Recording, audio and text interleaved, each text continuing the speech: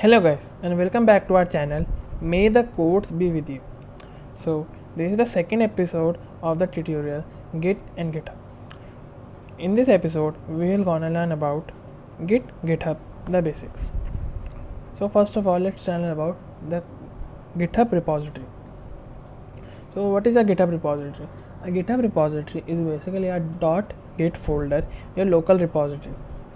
This repository tracks all the changes you made in your project, that is, it stores all the history of your project. And if you are thinking that what if you delete this folder, yes, you are right. If you delete this folder, all of the history of your project will be gone. Although if you delete it after pushing your code, then it will not make any changes and your complete history will be stored in the GitHub. So how can you make this GitHub repository in your local repository? There are two ways by which you can create a GitHub repository. The first of all, turn your local repository into a GitHub repository. That is, first of all, go to your project folder using cd command and then add the command git init. So they should initialize a git repository or .git folder in your local directory. Or the second way is to clone an existing git repo. The command for this will be git clone space the URL of that repository. So let us first see how the process works. So there are 4 stages in this process. The first of all are untracked, then unmodified, and modified and staged process. Whenever you add the file, it directly goes from untracked to staged area. If you edit the file, then it goes from unmodified to modified area. If you stage the file, then the file that is modified will directly go to the stage area. If you commit the stage, you will come from the stage area to unmodified area. That is, when you commit your stages, all the files you have modified will turn into has already come to stage file. So all those files are basically now unmodified for your system. And if you remove that file, that unmodified file will go to the untracked file. So first of all, learn how to add a file or folder. So first of all, let us create a new file and let's just say name it as file1. I'm gonna save it as file1.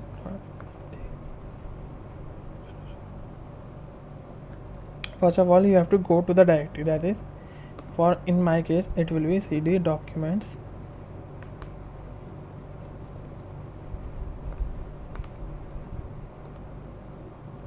so first of all, as you can see, I have come to my local repository. Now I will initialize an empty git repository by using git init. So you can see it is saying an empty git repository is initialized. So now let us add the file. You can add the file in 2 ways. That is, if you use git add and then the name of the file, that is empty, and by this you can add the required file to the stage area. And if you want to add all the files, you can easily use git add dot. This will add all the files and all the changes to the staging area. So I will only use git file as I have only one file to add. So git file dot. So at this point my file is added. So now let us learn about the different types of files. The first of all is tracked files. Basically, tracked files are all those files that the GitHub knows about. That is, all the files of your project that you have pushed to the GitHub repository and have been stored in the GitHub is known as tracked files. Secondly, the untracked files.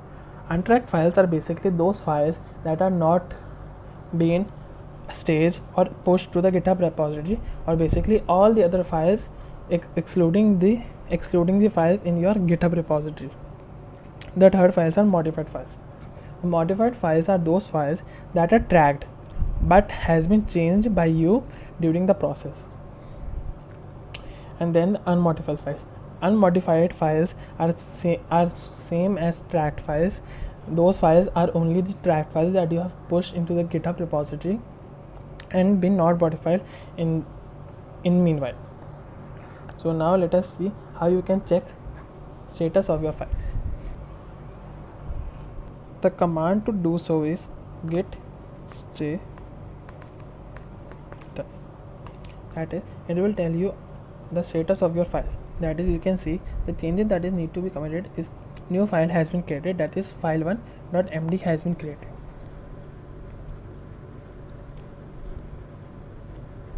Okay, so now what if we create another file?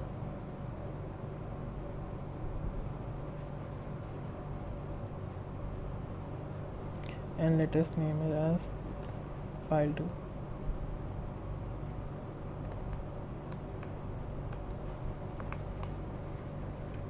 Now let us see what will be the status.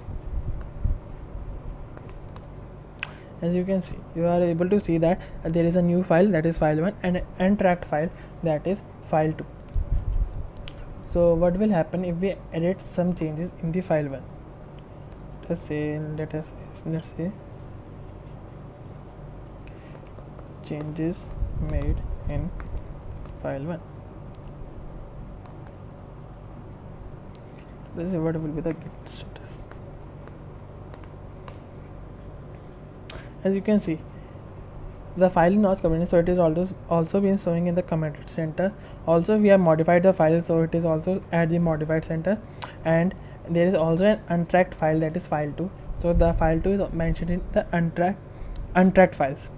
So what if we add all these files and see the status? As you can see, all those files have become now ready to be committed. So at this file, these files are in the staging area. What if we make some changes in also file2? Change made in file2. Now let us see the git status. So as you can see, file2 is showing in both this staging area and also in the modified center.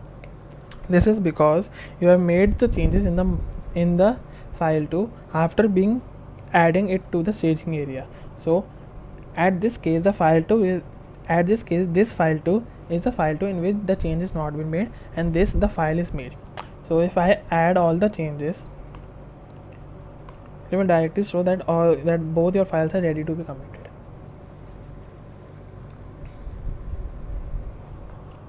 So this was the checking status of your files. The second is the commit status. So what will be the command? It will be the git commit command. What will happen when you git commit? It will open a Vim area where you have to add the commit message. So our commit message will be adding files 1 and 2.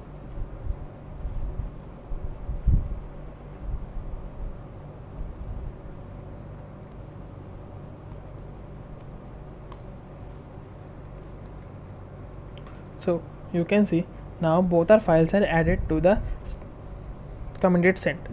So let us check the status of the files. As you can see, there is nothing to commit. The working tree is clean. That means we have committed all our files. So what if we make another change to file2?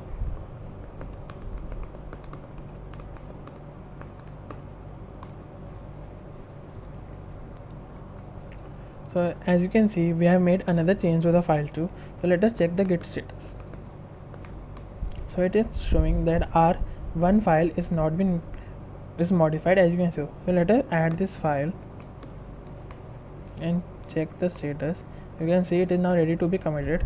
So at this stage we will commit the file. So we'll use the command git commit, but rather than we will use -m and a message that will be change made in file2. That is, we do not need to go to the Vim area to enter our commit message, rather than we can enter our commit message here only. So what will this? So this is that we have made our change commit to the file. So these are two ways you can commit your files. So let us see to another, that is logging history. How to check the log of your commits. So let us see how you can see the easy way by which you can check the commit history is just simply using the command git log. So as you can see that two commits are made. The first commit is adding files 1 and 2, and the other commit is change made in file2. By this way you can easily see when the commit is made and what the commit message was made. So this is how you can log your history of changes made to the file. So our next section is undoing things.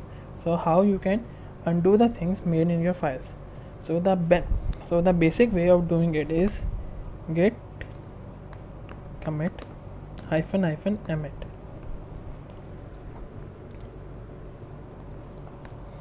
So what this command is, this command takes your staging area and uses it for commit. If you have made no changes since your last commit, then it will look exactly the same, else it will go back to the last commit. So what will happen if I put git amend here? So this is taking me to the vim file where I have made the changes, and it is asking me to change my commit message. So let us change the commit message, change made in file 2, and let us see. Let us exit this. Now let us check git log. So as you can see, our commit message has changed. So where this git amend command can we use? This git amend command is used where you have forgot to make some changes in the file and you have to go back to your commit. So that is, if you commit your file and now you have made some changes. Let us make another change in file 1.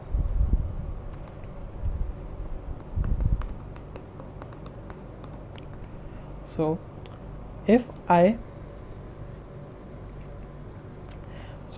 now if I want to do this and without changing my commits, that is, I forgot to make the change in the previous commit and now I want to make the same change in that commit only. So what I will do, first of all I will add my file and then use the command git amend. So what it will do, it will take me here where I can edit my message and write the new message, and see. So you can see and let us check the log of this commit. So you can see our previous commit, it was only change made in file 2, but after using git amend, there is new message that is change made in file 2 and file 1, and you can see there is no message that is change made in file 2 present here. So that is, it undoes this command and add the new commit message here. So in between of committing your last message and using the git amend, you can make changes that you have forgotten in your last way, and by this you can do so. So now let us go to the next part, that is remotes. So what are remotes? Remotes is the important way you need to work in Git and GitHub. If you want to add all these changes to your repository present at the GitHub site, you have to work with the remote. So how does the remote works? In this remote you have to add remote and then the URL of your repository. So what this will do, this will track your files and helps to put your files in the GitHub repository. So how does this work? It works simply as git remote add and then the name of the remote that you want to give. You can give origin or you can give any name, and then the URL of that file. In our case the URL will be this, so let us add this. So you can see now your remote has been added. So how to check our remotes? We can easily check our remotes by putting the command git remote -v. So you can see our remotes have now been initialized to these repositories. So this is how a remote works. So remote is useful when you have to push changes to a particular repository. The remote connects your local repository to that GitHub repository. You can also inspect your remote easily by simply running the command git remote and show name of the remote. So this is how the git remote origin. remote will be to the origin, and it is fetching the data from this and pushing the data to this repository. So now you have, so at this stage you have now added your files, made changes to your files, and now you want to simply push the changes to the repository. So what will you do? You will easily use git push -u origin, that is the name of the remote, and to the branch you want to push. By using this command, all the changes you have made have been now pushed to your GitHub repository and been saved, and has been saved to the repository easily. So there is another function that you want to do with the remote, is that if you wanted to rename your remote, you can easily rename your remote by running the command git remote rename the name of the remote to the new name. Let us say we will put it as OR. So now let us run the git remote -v. So you can see the name of our file remote has been changed from origin to OR. So let us put this back to origin and see what will happen. You can see it is now has been changed back to the origin. So this is how you can track your files and push it to your GitHub repository. So the complete process in short is easily, the first of all, initialize a git repository in your local repository, then add your files. You can use either dot to add all the files or the name of the file. Then you type your commit message and make the commit, that is git commit -m, and the message you want to write. If you don't want to use -m, then you have to write the message in the vim. Then you will have to add the remote and the remote name to the URL of your repository, and then you can push to that remote and that branch of your repository. So this was the git basic that you need to learn, that you need to know to add files to your GitHub and using the git and terminal. If you liked the explanation, do like our video. If you have any doubts, do comment it in the comment section, and do subscribe to our channel. And until then, may the codes be with you.